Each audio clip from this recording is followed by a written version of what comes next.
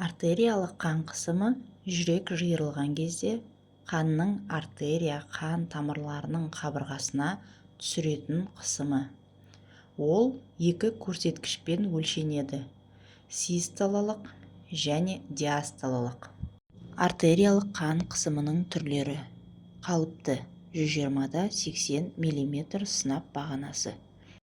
Төмен гипотония 90-60 мм сынап бағанасынан төмен. Жоғары гипертония 140-90 мм сынап бағанасынан жоғары. Пайда болу себептері: тұқым қуалаушылық, күйзеліс, стресс, тұзды тағамды көп тұтыну, артық салмақ, қимыл қозғалыстың аздығы, темекі, алкоголь, жүрек, бүйрек, эндокриндік аурулар. Артериялық қан қысымының белгілері: жоғары қысымда бас ауруы, бас айналу, құлақ шулауы, жүрек қағуы және де көздің қараюы. Төмен қан қысымында әлсіздік, ұйқышылдық, бас айналу, естен тану.